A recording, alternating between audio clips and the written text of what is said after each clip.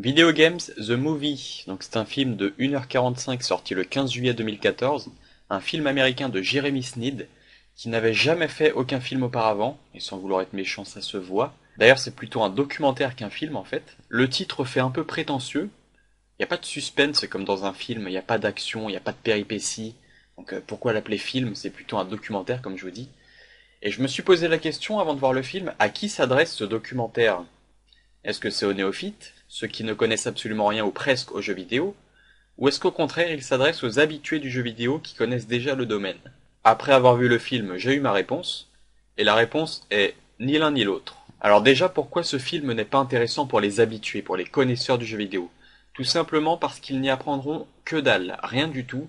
C'est simple, tout ce qui est dit, pour celui qui connaît un minimum le jeu vidéo, eh bien c'est de l'ordre de l'évidence en fait, c'est obvious. Ce sont une suite de choses qu'on sait déjà, comme les premiers jeux vidéo avec Tennis for Two, Pong, puis après Pac-Man, après le crash du jeu vidéo, les cartouches de E.T. sur Atari qui ont été enterrées au Texas, la reprise du marché par Nintendo qui a cartonné avec la NES, et des jeux comme Mario Bros, Donkey Kong ou encore Zelda. Et entre chaque partie, t'as des intervenants qui se pointent pour dire des trucs qu'on sait déjà, à 95% du temps. Et maintenant, pire que ça, en quoi ce film n'est pas intéressant pour les néophytes? C'est ceux qui ne connaissent pas grand-chose en fait, quasiment rien du jeu vidéo. Et c'est ça le vrai problème, car à la limite que les connaisseurs n'y trouvent pas leur compte, ok, c'est une chose. Dans ce cas, on aurait pu se dire, bon, c'est un documentaire destiné à ceux qui n'y connaissent absolument rien et basta. Sauf que non, c'est mal foutu encore une fois. Le spectateur visionne une suite de faits sans réflexion poussée ou intelligente derrière. C'est une succession d'enfonçages de portes ouvertes, mais sans véritable lien les uns les autres. Il n'y a aucun recul, aucune analyse sur quoi que ce soit, ni console, ni constructeur, ni personnalité connue, ni phénomène.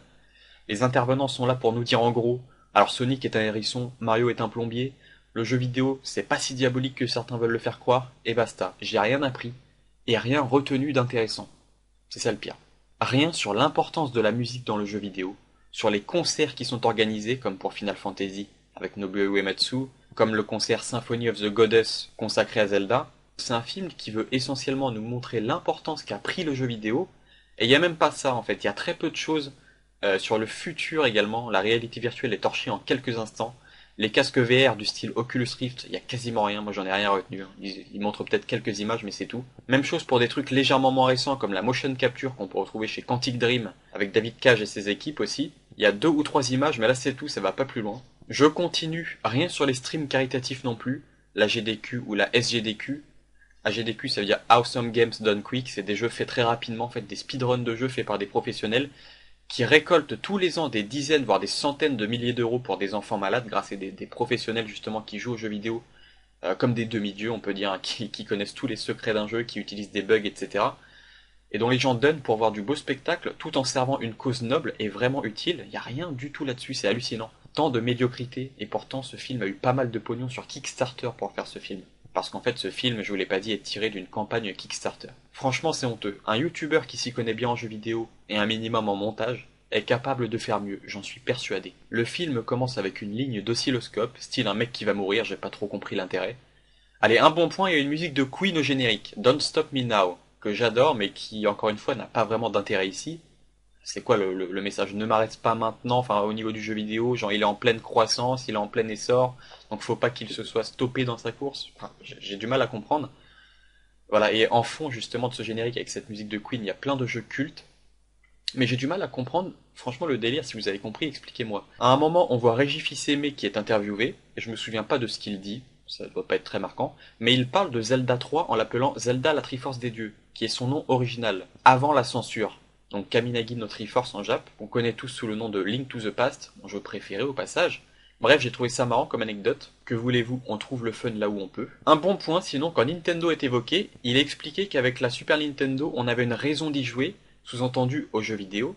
On n'était plus dans le scoring pur et dur comme on peut avoir dans des Pac-Man ou Space Invaders, mais dans des jeux où on incarnait des personnages avec une vraie histoire derrière, on avait quelqu'un à sauver, notamment la princesse dans Zelda par exemple, et je crois que c'est Reggie qui dit ça. Ah, c'est les rares petits trucs intéressants comme ça du film, et encore, il n'y en a pas énormément. À un moment, ça parle rapidement de l'art dans le jeu vidéo, avec une phrase qui est ce qui est de l'art pour l'un est de la bouse pour l'autre. À un moment, t'as un idiot d'intervenant qui dit c'est vraiment les Avengers du talent, en parlant des différentes personnes en charge d'un jeu vidéo, compositeurs, scénaristes, programmeurs, etc. une comparaison totalement à chier. T'as une suite d'écrans de game over de différents jeux vidéo pour illustrer le crash du jeu vidéo, donc le manque de confiance des consommateurs à l'égard des jeux vidéo à ce moment-là.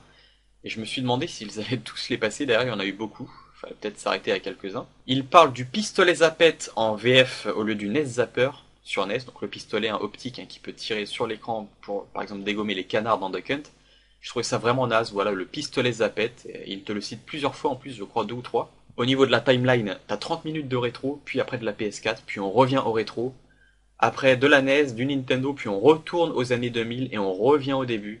Là t'as une frise 3D qui rembobine 2 ou 3 fois.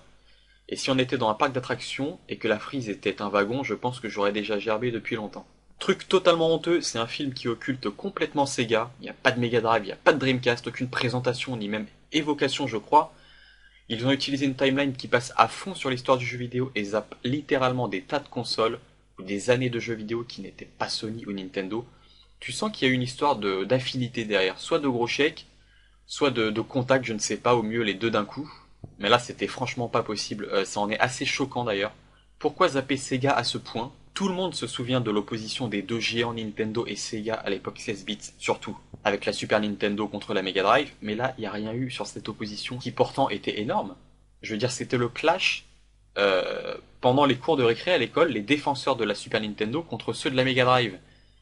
Même si là, je crois qu'à un moment, le film soulève quand même le fait qu'à l'époque, on pouvait pas avoir toutes les consoles étant gosse, qu'il fallait faire un choix, et que forcément on soutenait la console qu'on avait. Bref, à partir du moment où ils sont passés sur la timeline en occultant la Dreamcast, je vous cache pas qu'à ce moment précis, j'ai eu envie d'arrêter le film. Voilà, la Dreamcast, malgré son destin assez triste, était une excellente console, et révolutionnaire en son temps, de par la qualité des jeux, mais aussi des graphismes qu'on peut avoir avec des jeux comme Soul Calibur totalement dingues dans tous les domaines, Shenmue pour sa liberté et son souci du détail dans l'histoire et l'environnement, Skies of Arcadia dans son univers ou encore Crazy Taxi pour son fun, sans oublier la possibilité de se connecter sur le net via la console, c'était une première ça pour l'époque. Idem pour le jeu en ligne sur console, c'était la pionnière du genre, mais merde quoi. Puis qu'on ne la montre pas, c'est une chose. Mais même sans la montrer, aucune mention, on n'en parle même pas. Pareil pour la Neo Geo, zappage total, et pareil pour la Xbox. On t'explique vite fait qu'à la base, ça devait être une boîte censée supporter DirectX ou un truc comme ça, mais la console est zappée, il n'y a rien du catalogue. À la place, on passe de suite à un montage sur la PlayStation 3 qui te montre du Gears of War. T'as l'impression que les créateurs du documentaire étaient très peu informés, et même pire, très peu cultivés en matière de jeux vidéo. Quand tu montres du Gears of War et pas du Okami, pas de jeux très créatifs comme World of Goo, Braid, Faster Than Light. D'ailleurs, oubliez la scène de jeux indépendants, c'est mort de chez mort, il n'y en a pas dans ce film. On dirait un film de propagande très scolaire qui va dire que tout est bien, tout est beau, tout est rose dans le jeu vidéo. Mais je suis désolé, non, tout n'est pas rose dans le jeu vidéo, j'aurais aimé de la nuance, du contraste, là il y a que dalle. Oui, il y a des gens qui n'arrivent pas à faire la différence entre le réel et le virtuel et qui le vivent très mal, qui font parfois de grosses bêtises. Oui, il y a des gens qui ont déjà décédé sur leur PC, comme on a vu au Japon par exemple, avec les jeunes complètement accros et dépendants aux MMORPG, les jeux de rôle massivement multijoueurs en ligne. Sauf que dans ce film, tout est bon, voilà, c'est limite le meilleur média du monde, et à côté, il n'y a rien d'autre qui existe. Pour moi, ce film vaut le coup uniquement pour un mec qui était enfermé dans une grotte depuis, je sais pas, genre 60-70 ans, et qui n'a rien connu du jeu vidéo et de son évolution. Là, il pourrait avoir un aperçu de ce qu'est le jeu vidéo et ce qu'il a pu devenir au fil du temps. Mais c'est tout, pour le reste, passez votre chemin, tout le documentaire est basé sur une suite de montages et d'interviews. Montage, interview, montage, interview, interview, montage. Oh, encore du montage avec quelques images piochées de manière random sur du gameplay YouTube. Et ça nous rappelle juste que le plus intéressant dans l'histoire, c'est pas de regarder ce film, mais de jouer aux jeux vidéo directement. Croyez-moi, c'est une perte de temps. Quand tu aimes le jeu vidéo, que tu vois qu'on a très peu, voire quasiment pas de reportages valables sur ce média, que ce soit à la télé ou même sur le net, c'est très rare justement des documentaires de qualité et complets sur le jeu vidéo, on est en droit d'être déçu. Faut croire que c'est pas si facile que ça apparemment comme exercice, et pourtant je suis persuadé que sur YouTube on trouve des vidéos bien plus intéressantes sur le jeu vidéo. Allez, sur ce, je ne vous conseille pas ce film.